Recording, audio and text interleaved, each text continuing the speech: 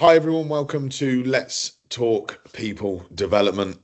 This is a different episode. It's a short episode. As always, I'm here, Danny's here, and we're wrapping up our first season or second season, Danny, isn't it? Yes, Technically. second season. Yeah. Second season. First season under this name. That's one. Exactly. And it brings us to about 12 weeks of the series, and we just wanted to take some time to reflect, not overdo it, not retrace our steps fully, but just think about some of the subjects that we've discussed. And as always, Danny, we focus on something that's happened within the recent past, and yours happened as soon as yesterday, didn't it? When you were delivering a session and our client asked a couple of questions at the end that I think really drive a lot of the thinking behind the podcast in general. Absolutely. Yeah. It was just a random event that took place that just really triggered some thinking for me. So at the end of the session, they ran a poll.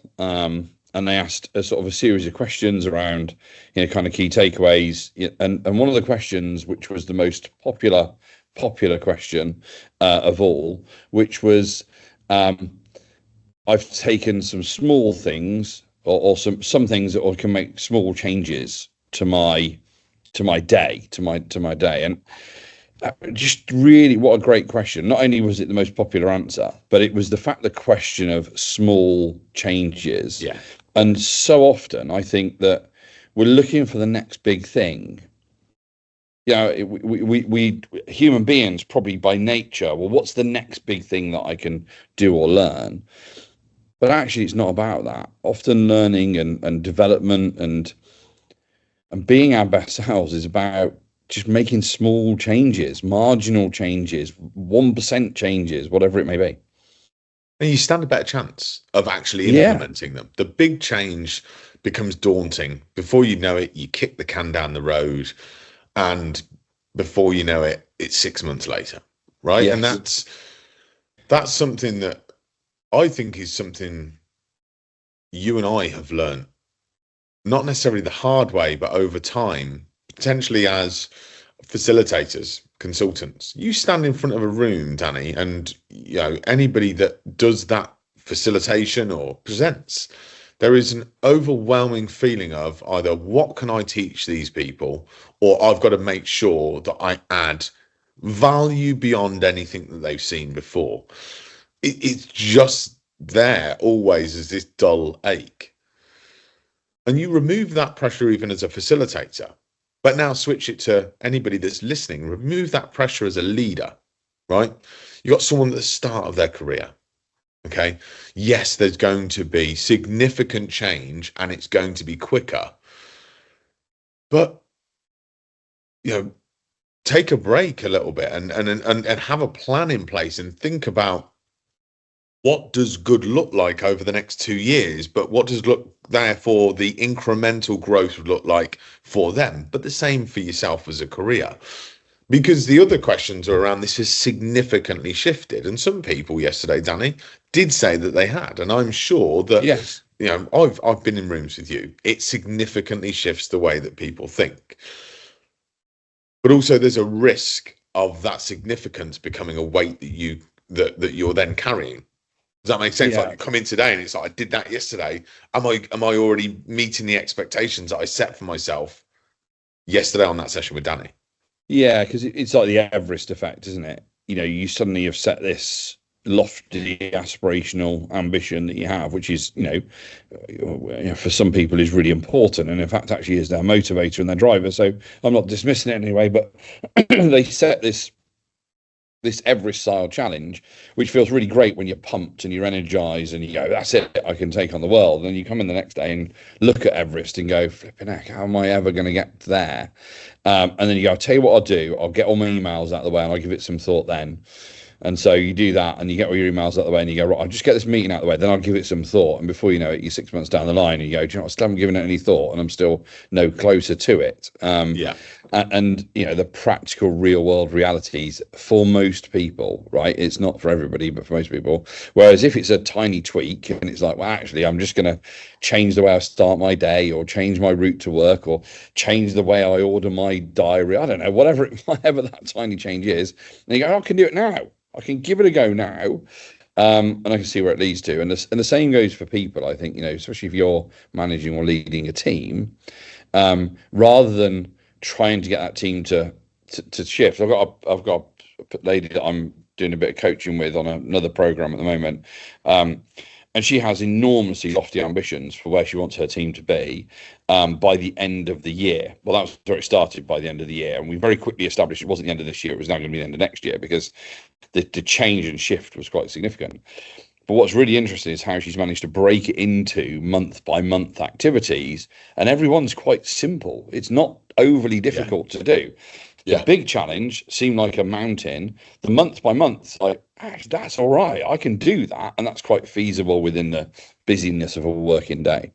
Absolutely. And you know, you look at some of the podcasts we've done in this series, Progress Not Perfection talks exactly about that. But then you've got the feedback effect, whereby feedback is what, you know, you and I are really passionate about, feedback being the tool that people need to use right now. Coaching is a phenomenal tool, but it's time consuming. Feedback is something that you need to perfect because that will create those incremental small changes regularly. Then you've got, you know, the pause to perform. It's a looking inward. You know, are you doing enough to ensure that you are putting into your, you know, your cup as well as taking it out in terms of you as a human being? What small changes can you start to implement now? And I think that's my summary for the last 12 weeks. Simplify. You've said it. There's simple changes that individual is doing each month. Don't overcomplicate it. Don't overwhelm yourself, and use the tools that you can simply apply and use them regularly. And you know, I just want to reflect on something that I did yesterday. We've got one of our learn through play activities, and it starts with that straight in, no planning. Then the further the people get into it, the harder it gets because they can't see the wood for the trees. But I heard it yesterday, and it's the classic example. You and I then kind of give a few tips along the way. Just feed them with some ideas, otherwise it will stagnate. And someone turned around and said, "Yeah, I've tried that. We tried that. We don't think it's going to work." I was like, "Oh, you've tried it, have you?" Yeah, we tried it once. Okay, you tried one technique that's fundamentally more difficult, but has a higher output because I know that. But you've given it a go and given up because it didn't work the first time, right? If you're going to give feedback, it's going to be painful for the individual. It's going to be painful for you potentially if it's developmental feedback, or it might not be, you know, but it might be uncomfortable. You might step over yourself and, you know, trip over yourself, should I say. The same with pausing to perform. It feels uncomfortable. It feels uncomfortable taking more breaks more regularly.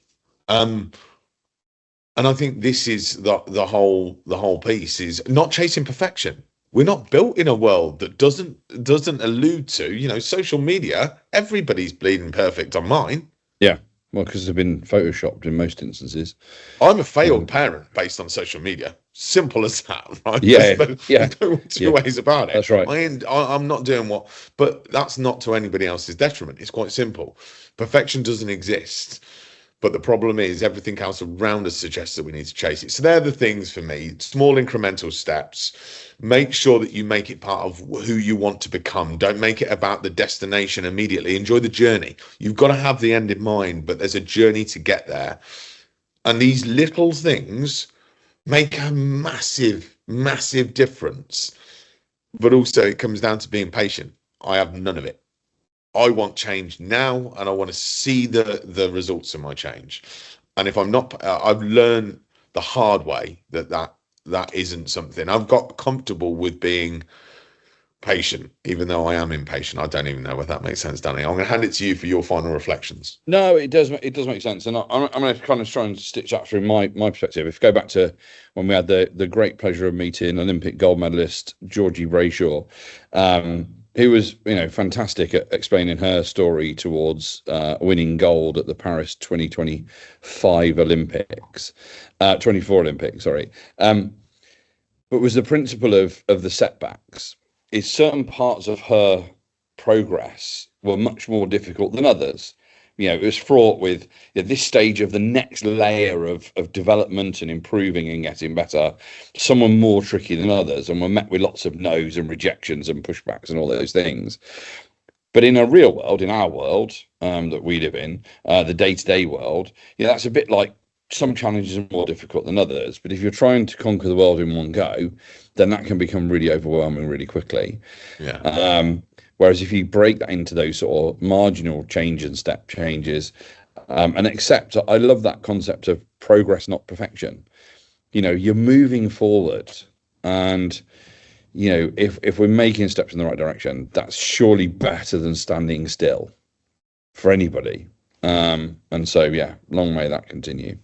Hey, look, Danny, you set out for you and I to be jet setting around the world doing these podcasts. I know, but and I'm still not. But there we go. That's not true. 2 out of 2 out of 12. That's progress. Absolutely. Have been, yeah, indeed. Well, not around the world. Outside of Wembley Stadium, which I think they're still hunting us down to this day for our media pass.